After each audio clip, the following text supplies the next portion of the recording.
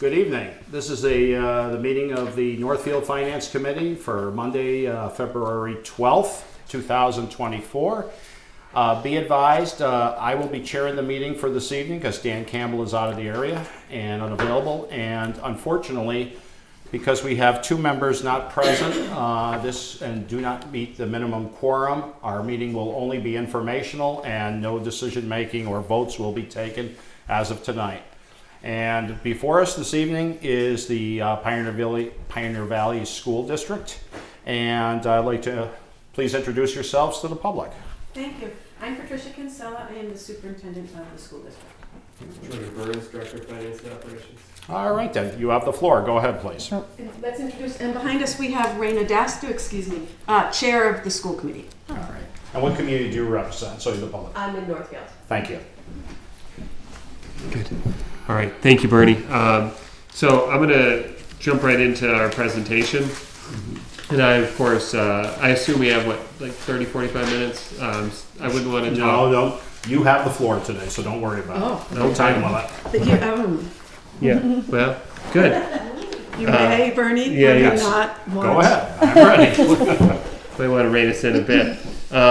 But what I wanted to do is kind of give an abridged version of what we did at the budget hearing to get everybody up to speed. But at the same time, I want to have a little more of a narrow focus on the town of Northfield if possible. And so that'll involve assessments more and in the revenue budget than some of the other stuff we presented. So right there on page 2 of the presentation, you see that we start at the front of our presentation with a big picture for town assessments, 3% increase in total operating assessments. And so that was our goal at the beginning of the budget process. And that's ultimately where we're going to be at in the end of the process. So we're happy with that we were able to maintain that target that we had at the outset of the process in October.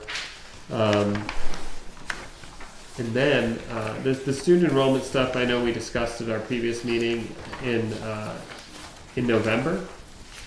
So what I was hoping to do is go straight to the page 15, where it talks about the investments that we're making as part of the budget process. So on that page, in our meeting on October 26th, where we amended the assessments and committed to returning money to the towns, we had also talked about making long-term investments in the district. And so we discussed $615,000 in investing in numerous areas, including curriculum renewal and the PVRS facilities and staff compensation. So what I wanted to highlight is that in addition to having assessments that met our 3% target, we're making significant investments in the schools as well. So one specific area on the next slide is curriculum renewal, investing $137,000 in textbooks and $30,000 in professional development to support this curriculum renewal. So not only investing in curriculum materials, which textbooks really encompasses more than hard copy physical books, but really learning materials overall, but in addition professional development to support the use of those curriculum materials in the classroom. And then another thing we're going to do in terms of investment using our revolving funds to invest in the district is at PVRS, rather than assessing for the PVRS capital projects, is to actually use our school choice revolving fund to support that. So that way we don't need to assess the towns for those expenses at the middle high school. So some of those facilities investments include interior doors, to ensure safety of the building, the freezer. So the freezer at the middle high school has certainly seen better days. We're looking to replace that. Our normal carpet replacement cycle, and we're going to make additional safety enhancements. So as we've spoken about it at previous meetings, we have the Safer Communities grant, and through that process, we're working with our partners in law enforcement and first responders to develop a plan to make all 3 of the buildings safer. And we anticipate, even after spending that $140,000, there's probably going to be additional safety enhancements that we'll want to purchase for the middle high school. And so that's another thing that we plan to do. But none of that will happen through assessments. So all that's going to be using the existing reserves that we have on hand to make those investments. So, and that includes the curriculum renewal investments as well. So those won't be additional assessments to the towns. That's all going to be through the use of revolving funds. And one additional PBRS investment is in our forest management. We have an outdated forest management plan. We've had an initial look by a forester. Our forest is not as healthy as we would like. It needs to be thinned, and we need an invasives eradication program. So we may choose to spend up to $30,000 in the coming year for an update to the forest management plan, the initial invasives management eradication. And these investments, the $615,000 will take place over several years. So it's not all Right. for this year. So that curriculum renewal, yep, this year we've got some areas identified. We will be able to address other curricular areas in the following year without coming back to the towns and seeking increased assessments to support those upgrades. And then on the next page, slides 17 and 18, this is just a quick overview of where we're at in terms of overall spending. So the total difference between local from FY24 to the FY25 budget is $95,294, which represents an increase of 0.64%. So although the assessment increase is 3%, the local expenditure increase is only 0.64%, and the reason that there's a difference there is some of the other revenue sources, for example, the regional transportation reimbursement, appropriate excess and deficiency, and earnings from investments, as we'll see on the next slides discussing revenues. Those are all gone down. So although we're only increasing local spending by 0.64%, the assessments need to go up a little bit more to make up for reductions of revenues in other areas. But we'll get into revenues a little bit more. But overall, despite making big investments,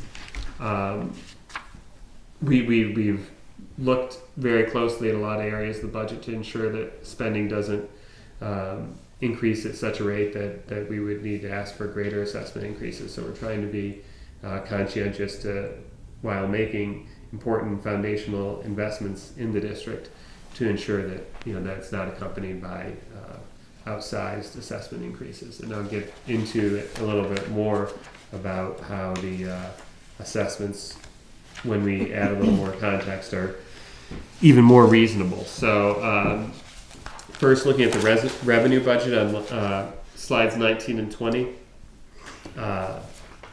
So on slide 20, you can see, as I mentioned, the transportation reimbursement in FY24 ultimately was $708,495. In FY25, it's projected to only be $602,442. So that's a significant decrease, and that's just based on the fact that in FY24 it was a 90% reimbursement rate, and the projected rate for FY25 is only 80%. That could change through the future iterations of the budget, but that's one area that's going down. Pause for a second. Yeah. I want to make sure that we are clear about how transportation reimbursement works. Under state law, regional school districts get reimbursed for a large portion of transportation costs. To do that, we need to have a sentence in our district agreement that says we will provide transportation to all district students. That reimbursement lags by 1 year? 2 years, Two actually. fiscal years. When the state was heavily promoting the regionalization of school districts, it held out a carrot and said, if you regionalize, we'll fund transportation. That's in the statute. there is a clause that says subject to annual appropriation. So what happens is we hope for 100. One would hope for 100% reimbursement. It never happens. And so the foresight that's needed is when building the draft budget, making an educated guess and getting as clear information from DESI as possible about what next year's reimbursement rate might look like. So we've taken a conservative approach by going with 80. Yes? Yep. Last year's ended up being 90, but we don't want to put 90 because that leaves us vulnerable if the legislature chooses not to reimburse at that rate. So I wanted to just make sure you had that context. Good, thank you. And I should mention everything in the FY24 column is based on the revised revenue budget that was approved by school committee on October 26th. So originally the March 15th budget had lower revenue projections for things like transportation. Ultimately, after the conference committee budget came out, there were higher amounts for many areas of revenue. So we revised and reduced town assessments. And the increase in revenue from FY23 to 24 may be helpful for transportation to point out how that was achieved. Right. So in so there's a few things. Obviously, looking at FY23, one thing to remember with town assessments is there were 4 member towns. In FY24 and 25, only 3. But to Patricia's point, transportation reimbursement originally was budgeted at $433,603, and that was due to a reporting error on the end of the year report, where the transportation was reported. The transportation expenses were reported by the predecessor company that was doing that reporting as much lower than actually had been incurred. So your transportation reimbursement is just based on what you as a district report on the end of the year report, and they reported unfortunately a incorrect number. So that's why that number was so low. Ultimately, I was able to speak with DESI and resubmit and revise that number. So that's part of the reason why we had a pretty big E&D balance. Is ultimately in FY23 received about $200,000 more in transportation reimbursement than was budgeted. So that was a positive. But anyways, the 24 to 25, as I said, earnings from investment project to go down as potentially interest rates go down and we start to spend some of our reserves. And then excess and deficiency, that's really just a process going from FY23 of a very large amount of appropriate excess and deficiency of $500,000, getting that down to a more sustainable amount to hopefully FY26 and beyond, closer to $200,000 to have something that we can appropriate in a sustainable fashion over time. So that's the revenue budget. Then, getting into assessments on slide 21. So as I said, assessments originally in March were approved at a higher amount and then revised in October.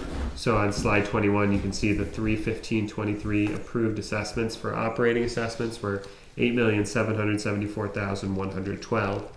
Those were then reduced to $8,558,898, which is summarized on the sheet I handed out to everybody. But for Northfield, the combined operating and capital reduction amounts to over $120,000, so paying $41,000 less each of the next 3 payments. So that's the result of that. And next year, for FY25, the proposed operating assessments for all towns are $8,815,665. So not a big increase at all from the March number, 3% from the October number. It's a 3% increase over the October number and a much smaller amount when compared to the March number. But then on slide 22, when we look at town assessments, including both capital and operating, you see the amount voted in March of $8,829,112 was then reduced to $8,588,898 at the October meeting, and the total capital and operating proposed for FY25 is $8,815,665. The capital and operating on slides 21 and 22 for FY25 are identical because, as I mentioned, we're not assessing anything for the PVRS building. We're going to pay for that through our own reserves. The thing I think that's important to note on slide 22 is if you look at the total capital and operating that was approved in March of $8,829,112, that's actually a higher number than what we're asking for FY25 of $8,815,665. So in that sense, assessment growth is certainly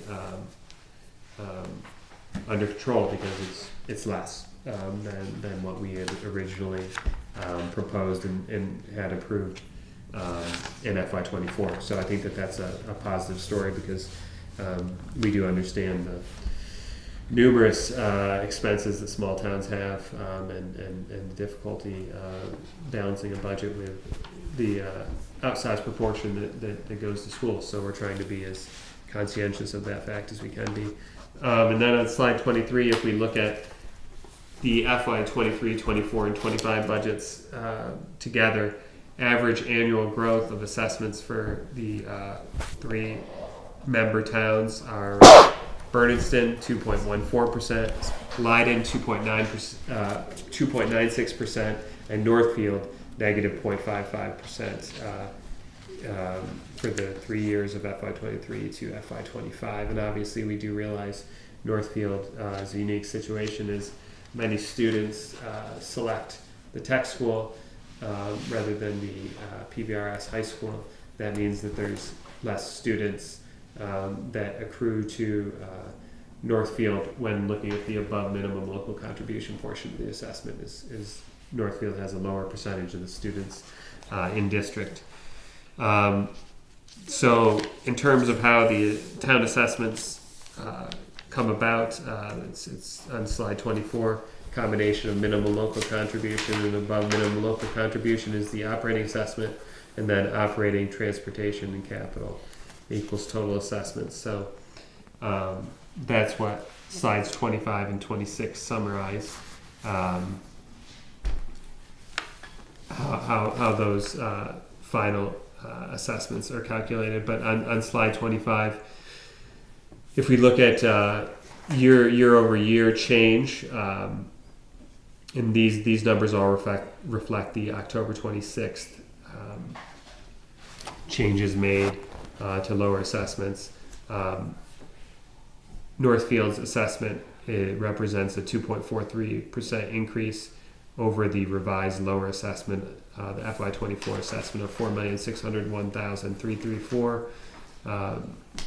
increasing for the proposed increase in FY25 to $4,713,157, an increase of $111,823 or 2.43%.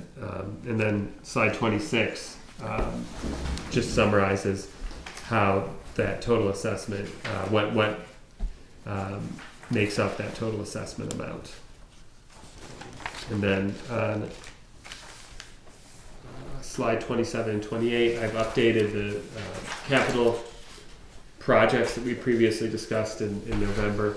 And I sent Andrea today a little more background information on. Yeah, you sent me those in the fall, so they have it. They've seen all that. Right, but it's been updated now as we start to hone in on a price. The freezer is a little more expensive. The grease, so the front entrance door still hasn't been done. We hope to do that this year at NES. The grease trap is now complete.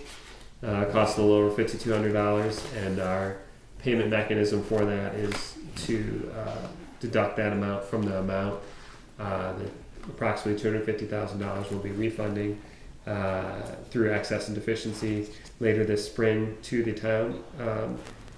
The freezer cooler is going to be somewhere in the range of $45,000 to $65,000, and I sent the 4 bids that we have thus far for that project to Andrea today, but we'll need a little more refining of those bids because sometimes different bidders include different stuff, and so we'll have to ensure that they're adhering to the specs we originally set out. But certainly not a small price tag on that. But we're pretty far along in the bid process, so that's a positive. And dishwasher we're hoping to have installed at NES over the February holiday. So we're progressing along on some of these projects. That dishwasher is $7,500 plus installation. And then the in addition to the freezer cooler, the only other project that we have scheduled for FY25 is our normal carpet replacement rotation. So that's really where we're at in terms of the capital projects for NES for FY25. And coming up next are the budget vote, school committee this Thursday, so only 3 days away, and then obviously it's if approved, it will then be in the town's hands in May and June. But May and June. Yep. Oh, sorry, April. April 29th, town meeting. That's Or May. the Bernardston might be April 29th. Good. So now I wanted to make sure I save time and go through that as quickly as possible to make sure that I can address any and all questions people might have. First question I have concerning your PowerPoint presentation or this booklet that was provided to the members here is I noticed a major omission here. The omission of you had grades 1 through 6 and information on them, but you have no information whatsoever on grades 7 through 12 as in class sizes or average class size, how many students are from each community are within those classes. And it'd be interesting to have the a breakdown of that, but why did you not put this in the document? Sure. Good question. So with class sizes in the elementary, right, there's a kind of a very direct correlation between what class sizes and how many students are moving up to employees, FTEs. So that's why we provide that information for grades 1 through 6. And as you say, an omission, I'll use probably different adjectives, but an omission, part of the omission in terms of pre-K and K is related to those class sizes and sections are set a little bit later as we need to, through the process of kindergarten registration and pre-K registration, know exactly how many students we're going to have to actually determine those classes. And in terms of, had I known the deep interest in 7 through 12 student numbers, I would have printed those off. But in terms of budgeting, it has such a direct correlation on the budget, right? Like when you lose a class, you lose a teacher at the elementary. So we, last year as well, provided that information. We provided information, and I think you're on the email, Bernie, correct me if I'm wrong, that provided all the class enrollment by town for every single... Well, I have that, but it would have been helpful to provide that to people with the budget document here. I understand the issue, the difference between a specific class size for elementary school, but it should have been at least each class size total for the 7 through 12, because I know they have various classes that they attend.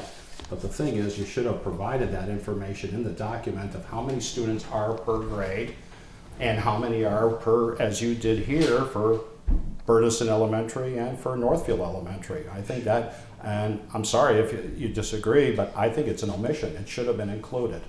That's information that I think is, a value to the, to ourselves and also as to residents, because some of them are going to ask that question, and it's not here. So, right. So I think what you're saying is you'd like that information. Yes, that should Good. be in there. Okay, I can send you that information. All right. Well, I think that's the information that's not so much for me. It should also be, like I said, for the townspeople to see for themselves. Now the Bernie, sorry if I want, because I want us to make sure we get you exactly the information you're looking for. So as Jordan was saying, and as you know, so let's take a look. Slide 11, projected next year at NES, 16 kids in grade 3, 22 kids in grade 4. There's one teacher. those are classroom teachers. And then there are specialist teachers. You know, there's the art teacher, the music teacher, the PE teacher. Well, That- again, I just, in the future, that's something that should be in. Now, the other thing too is you were looking here at your budget issues. I just want for clarification for our residents to see that concerning revenues. Now, you have a budget here, you said for draft revenues of $14,816,232, but the actual total budget is $16,939,303, which some of it is offsets.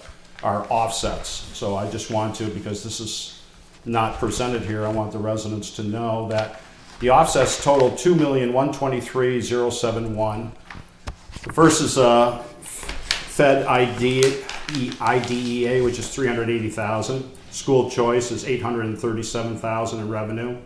Rural aid is $373,025. State circuit breaker money is $181,000. You have a state DPH grant of $70,000. State early childhood revenue, $120,000. You have indirects of $13,634. You have another Fed IDEA SPED of $13,412. Fed Title I, $120,000, and Fed Title II of $15,000. The question I have here is, I saw in fiscal year 24, you used school choice of $528,307.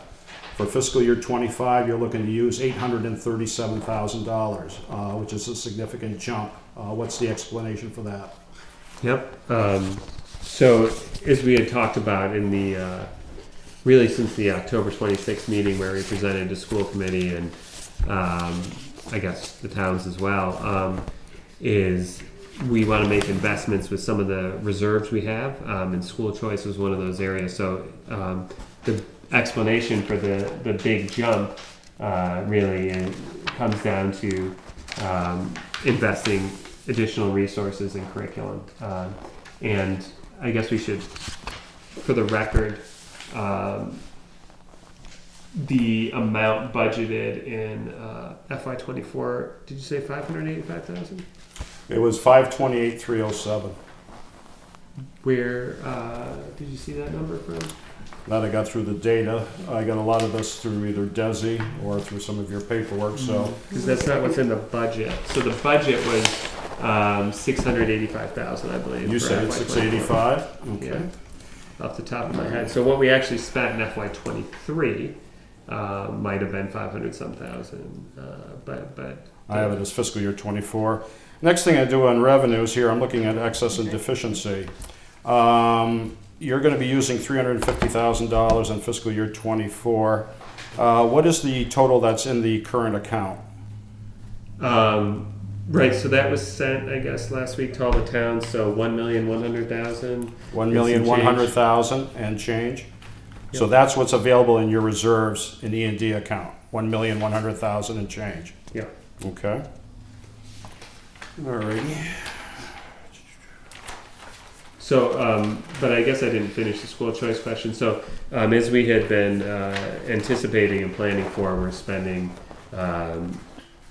in several areas. But what the biggest one in terms of using school choice as a source of the money is curriculum investment. So, textbooks and professional development is the main area that contributes to the increase in spec from school choice compared to FY 2024. So that's the entirety of the difference between FY 24 and 25 is increased spending on textbooks and professional development.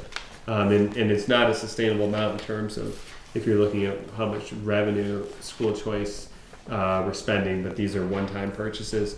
So we think that it's a good use of the money to support our teachers and students and curriculum expenses.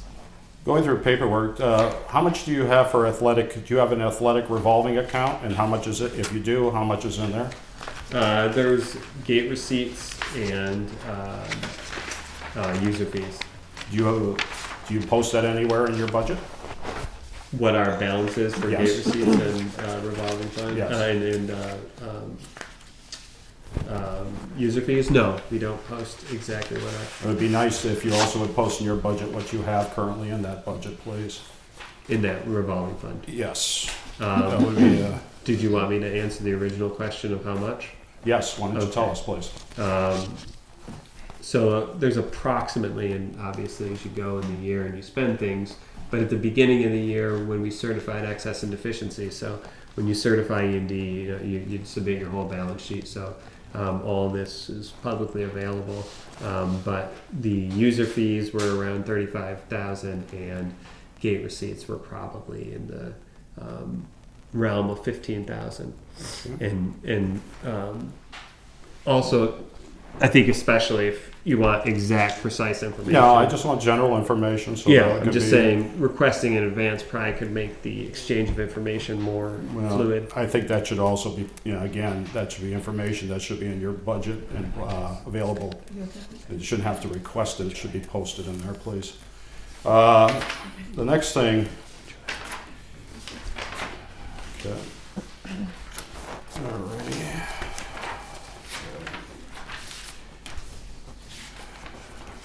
Okay. Now, going to the school enrollment figures here. I looked over this, which is the school enrollment figures for posted as of February 6, 2024. I noticed that in fiscal year 23, you had 497 students, and for fiscal year 24, you have 475, a drop of 22 students. Is that correct? Could you repeat?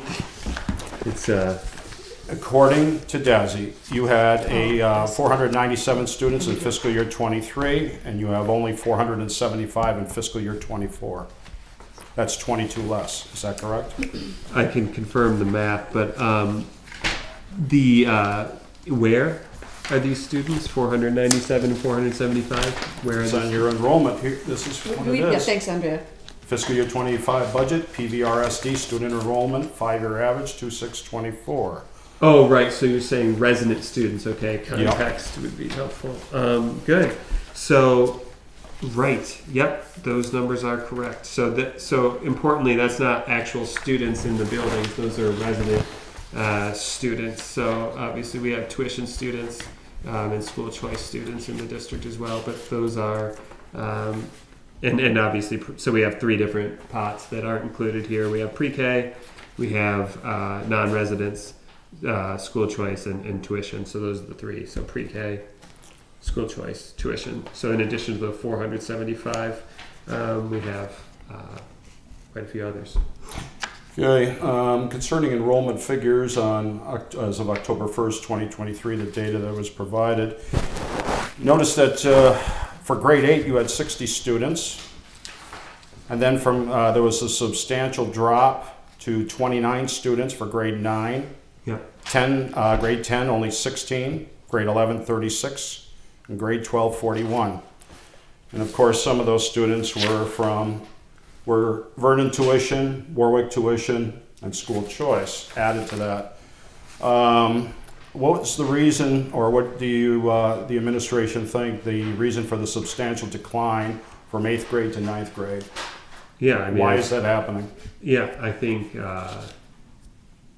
if we go on DESI and look at almost every district, there's a decline, right, from 8th to 9th. So I think that from what I know about students and their families and the choices they make, right, that 8th to 9th, there's obviously a lot of opportunities, right? If you look at a lot of charter school, 9th grade is one of the years when you can enroll, right? Charter schools might say kindergarten, 6th and 9th are when we enroll kids. So there's an opportunity for charters. The obvious one is tech school, right? Obviously, the tech school takes from all of the towns, and it's a wonderful opportunity for certain students. So there aren't that many towns, so for the tech school to be a going concern, some of our 8th graders in every district need to attend the tech school. So there's that, and then I think all of you, I'm sure, know better than I, Franklin County is blessed with a lot of resources, and one of them are elite private schools, right? There's tons of really nice private schools that very close, and families sometimes choose to send their children, especially from 9th through 12th, from having worked at a university and competitive schools. My assumption would be parents probably become focused on competitive admissions and may think that having their child attend a name brand elite private school may help in that process. Again, some of that's assumption, but from what I know about decision making and parents, those are probably the main reasons that they go. Enrollment may go down, but obviously the superintendent probably has great ideas as well. No, just specifically to the point of private school enrollment, we have faculty at NMH who send their kids to our public schools, and then when the kids reach 9th grade, they bring them over to NMH. My only concern is obviously is finances, is that looking at the small student body that's at the high school. You only look at a total of 121 students, which is continuing to fall. That's very concerning about what we're going to be looking for the future for financing. Thinking of, how small do we get before we could look at alternatives that potentially down the road. That's why, sorry, Bernie, I interrupted you, I apologize. That to me is a concern because, again, the population is obviously declining, and studies have shown that looks like it's pretty inevitable. So I'm just concerned is that maybe the school administration, the school committee will have to look at other alternatives, potentially looking to either regionalize, which is becoming a more and more issue for not only schools but for police, fire, EMS.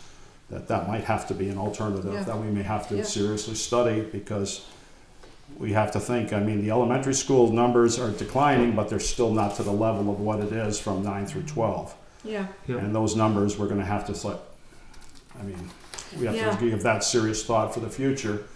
Well, I think one thing is, as long as we staff appropriately, that is in alignment with the number of students, it doesn't necessarily have to cost more, because I would assume that would be your concern. As we get less students in the high school, it's inevitably going to cost more. And I don't think that there's a guaranteed correlation there. Well, it'll be a cost. The fewer the students, you're still going to have to keep staff unless you start, making serious cuts. Well, you're going to see the cost per student just keep rising because of the fewer students that you have there participating at the school. But the other things here that I have some questions about here is I see, checking the budget growth in your areas here, I see that a lot of budget growth in your budget is for administrative staff. I'm not going to go into individuals or what their salaries are, but it seems to be a very substantial growth for a dozen people in administration. And my concern is that translating to also fairness and compensation for the teachers who are the frontline educators? They're the direct contact with our students. And that was a concern of mine last year, and it still is a concern. You were told at the meeting that was at the budget that you're intending to open the contract with the teachers. Is that correct? Already open. Already open. What year are they in the current contract? So they're in the second year, so the district was under no obligation to start negotiations with the teachers. And the school committee proactively went a year early to the union and asked if they would be interested in coming to the table. Current contract, is this correct? They're 2, 2, and 2, is that correct? In their current contract. Seems kind of paltry next to what administrative costs are. So you made reference, Bernie, to the conversation last Thursday night. Jordan, if you would please give a summary. The numbers, the raw numbers that you see for administrative increases don't tell the full story. I understand. I was just saying, but... Bernie, you're saying to the public on camera, on record, that there are significant increases to administration, and you heard the Director of Finance and Operations give important context to those numbers that made clear that the numbers aren't actually what people are getting. So Jordan, would you please give us a brief summary of what you shared last week? Right. So, the FY24 budget is set in February, as FY25 is going to be for this year. And so, for example, to provide specific context, I could go probably of the 12 that you mentioned, probably 6 are this situation. But if we go to, starting with the Director of Teaching and Learning, the FY24, that's on page 6 of the budget.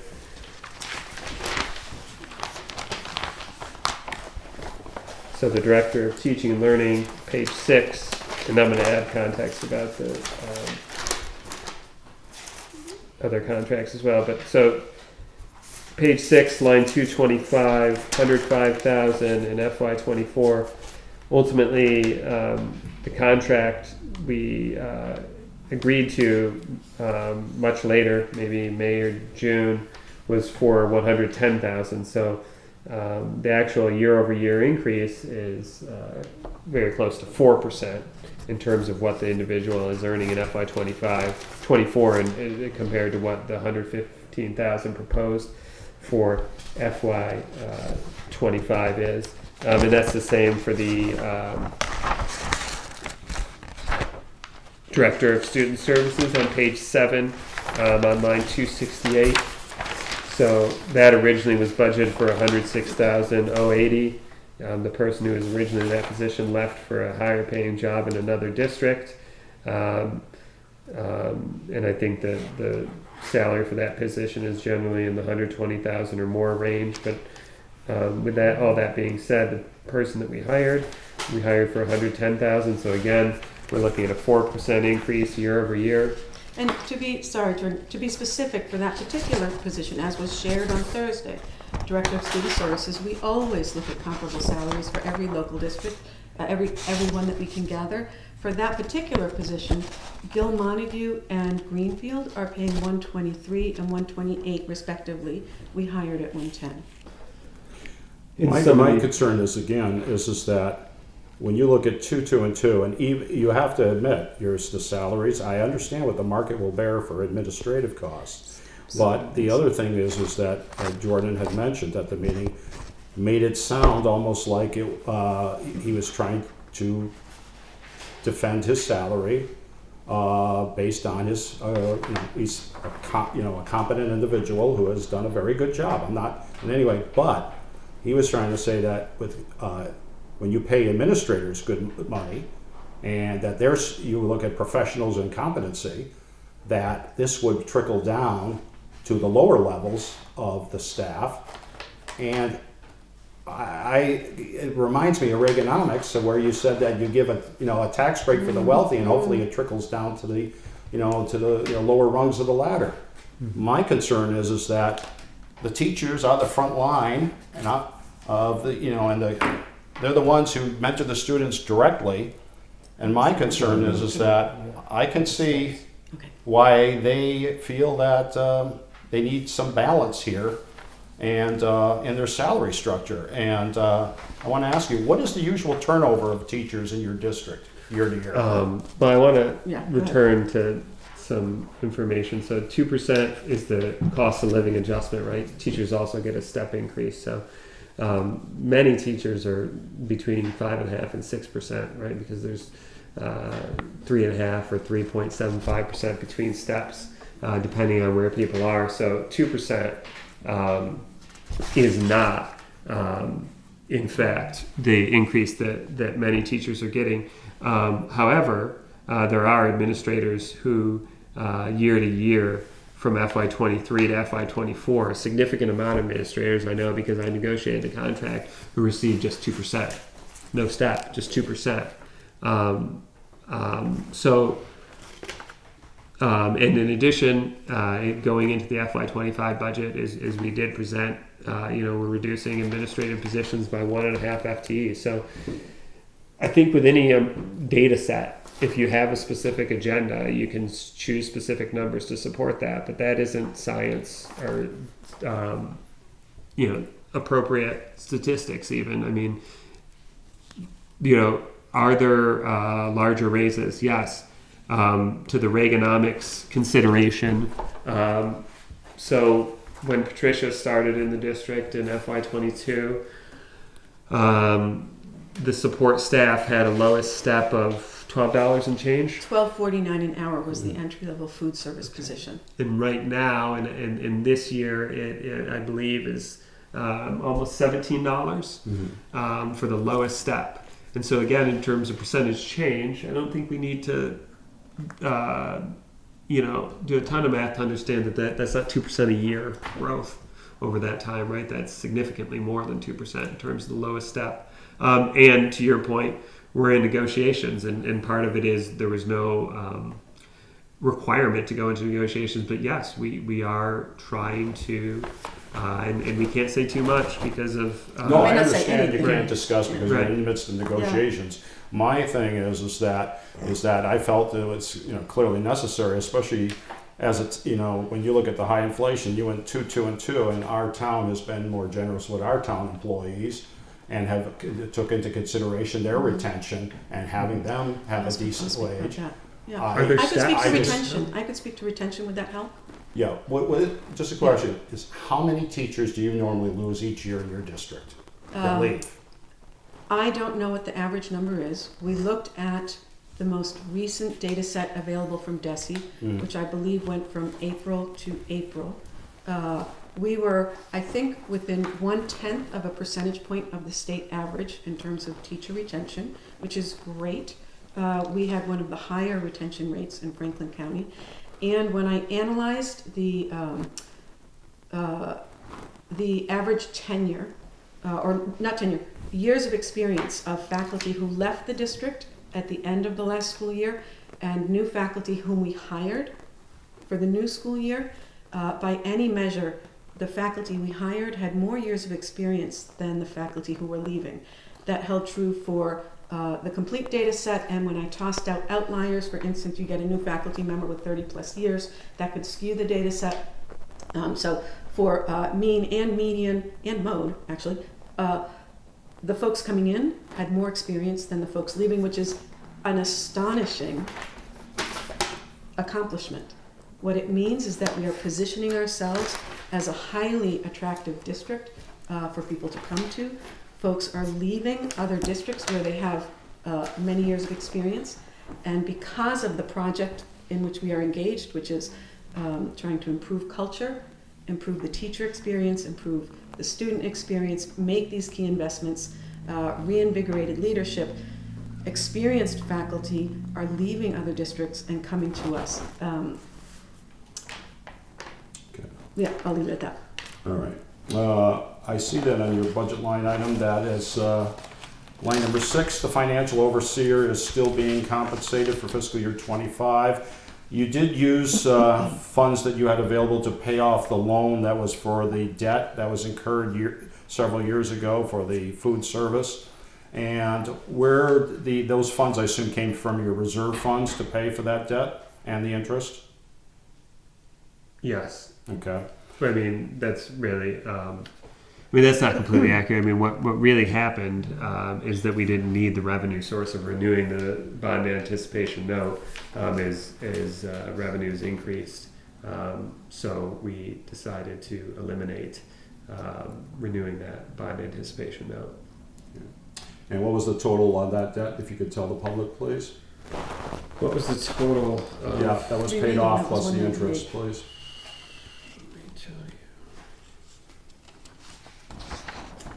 $244,173 and interest of $10,276. The question I have now, since the debt has been paid, what is DESE looking to? How long are they giving you any idea how long we're going to have to continue to have an overseer and to pay for that service?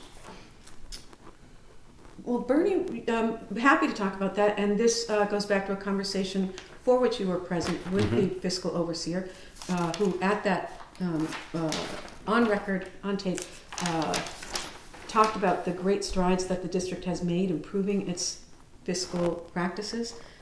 She believes that the oversight needs to continue for right now, and perhaps within the next year or two we could be looking at removal of the fiscal oversight. We are on record as having said we believe the oversight has been incredibly helpful to the district.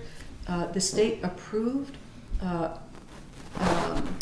allowing Ms. Lamica not only to serve as the overseer but also to provide guidance and mentoring to Jordan. We greatly appreciate that the state allowed for that because it's accelerated our progress with finances. No, I was present for that, but I'm saying it so that the public is aware of that. Oh, They were perfect. not Thank you. present for that, so it's. Thank you. I think that's important to get to the public Yeah. view. And the last thing that I'm going to ask here, of many questions here, is just want to make sure that I covered everything that I had notes for. Alrighty. Oh, and I think one thing is probably that is allowable to say is we share your concern about compensating our staff as best as possible, and to what extent. And the thing is, I think in any organization, when people go out the door, there may be people may say, "Oh, and it's because of compensation if people just pay." Right? And it might be actually my spouse got another job in another town and it's just convenient. But to the extent that compensation may drive people out, we are committed to remedying that, and again, through collective bargaining. So, we could, even if we wanted to, there's no unilateral way to just, wave a wand and increase compensation. That's through the collective No, I understand. bargaining I'm just process. saying, and based on the conversation, do you have you put money in the budget in case that comes to fruition? Yes. Okay, thank you. And then the other thing that was brought up that I was observed was Chief Hall at a meeting had concerns about the police being detailed and their responses to the PBRS district here for Northfield's responsibility. I'm not bringing up the issue of the SRO, but I'm bringing up the issue is that obviously now the town has to bear the full cost of responses to any issues or problems that arise that require a law enforcement response. But being a small department, that also can have an effect on their ability to respond to other calls within our town for which the taxpayers want to have that type of service, police service.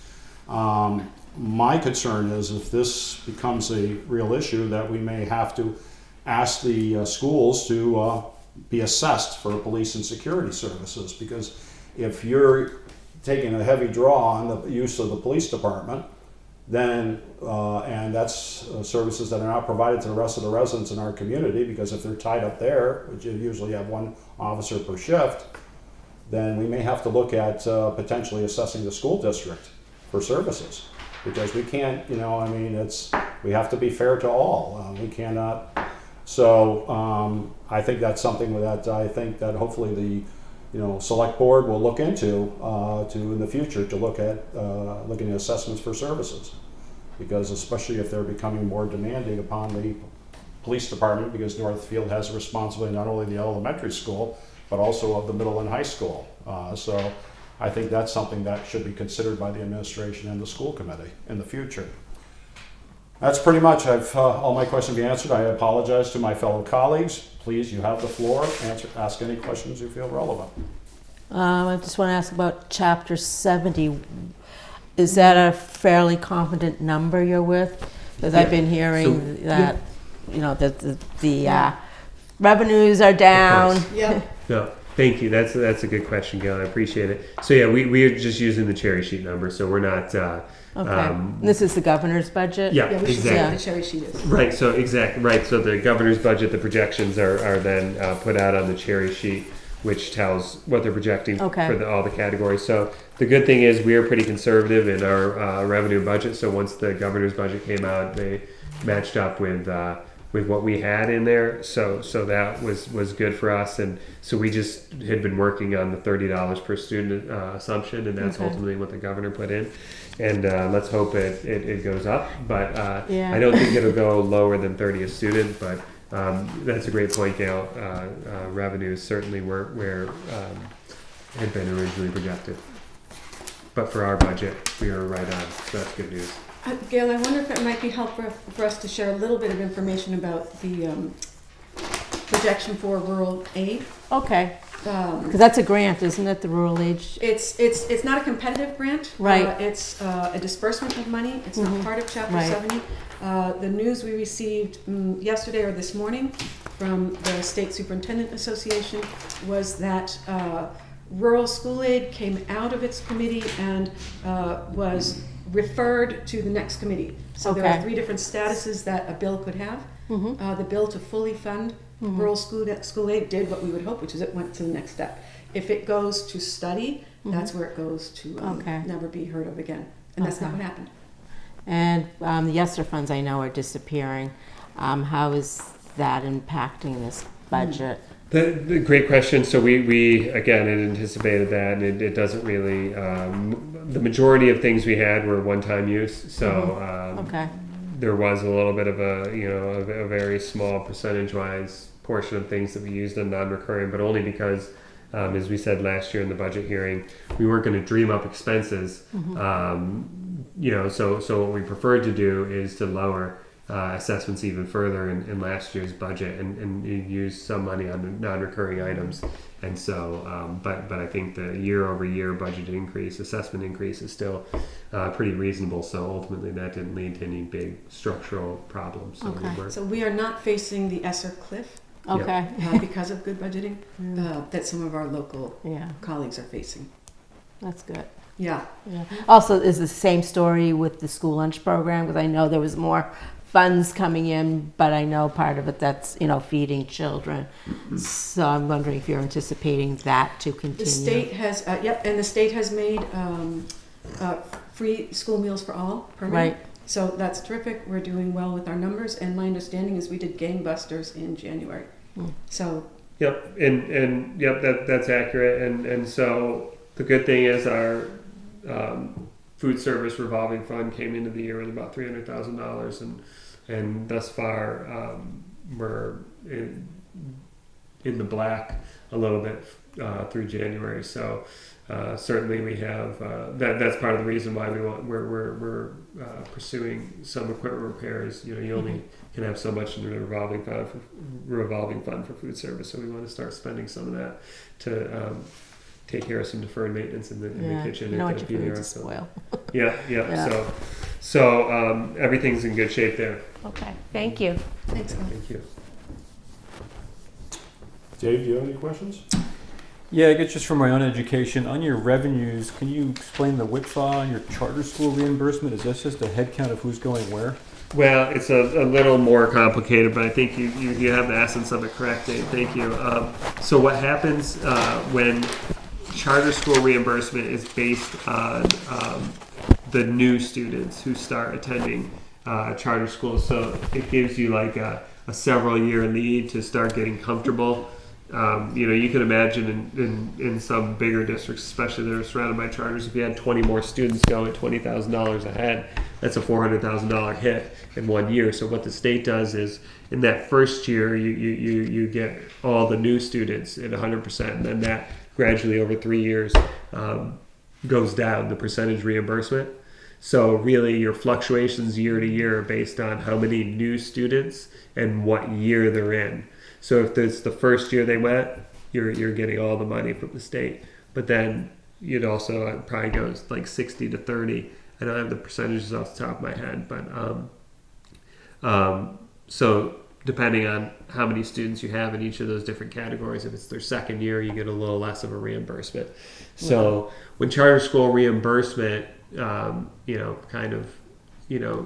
intuitively, when that number goes down, that's actually a better thing because that means less new students are going out to charter schools. And I should say that number is subject to change. So that was as I said before, the cherry sheet number. So we go with the cherry sheet number, but quite often the state amends that number later in the budgeting process. So we'll have to see where that number ultimately ends up. Okay. Thanks, Jordan. Yeah, you're welcome. Checking your budget, I have a question concerning the health and liability insurance. Obviously, those are areas that have seen a substantial increase. What was the percentage increase in the health insurance for your district for employees? So GIC was 9.5%, and the Hampshire County Group Insurance Trust 8. There we go. 8% this year. We're parks, so we. I know. Yeah. There you go. So who does your provider? Is it Franklin Hampshire or GIC? Both. Both? Okay. Yeah. Just for residents to know, if GIC is the Group Insurance Commission. Yep. That's for your retirees? Yes, it's for certified retirees. Like your teachers or like your administrators, if they're a certified teacher, their insurance is provided through the Group Insurance Commission, GSC. Just asking, what's the percentage that the district pays for employees' health insurance? 75%. For all 75, employees. 75, 25. Does that include all plans? Not for dental, so 50-50. So that would do HMO, PPO, and indemnity, correct? Yes. Yeah. Okay. All right, that's the last question I have. Anybody have anything else to ask or add? I do not. I'm all set. Thank you very much. We appreciate your attendance. And for folks in town, Bernie, because you've pointed out how helpful, well, that these are important documents. If folks go to the district website and on the home page, click on administration, you'll then see finance. There's an arrow. Click on the arrow and you'll get to the FY25 budget development webpage, and all of these documents are available on that page, as well as videos of multiple meetings. Thanks. Thank you. Thank you.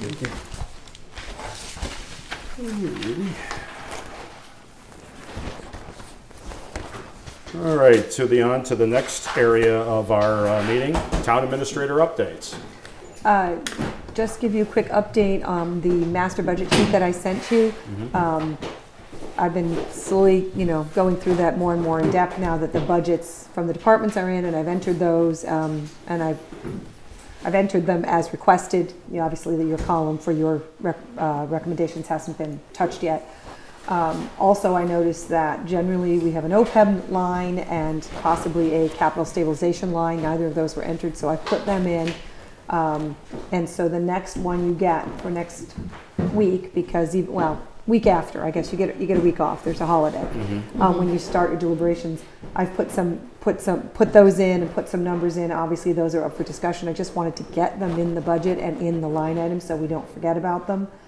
And obviously, all of the potential expenses have been assigned to a revenue source. But again, those are for you to discuss. I just do it so you can see the impact on the budget.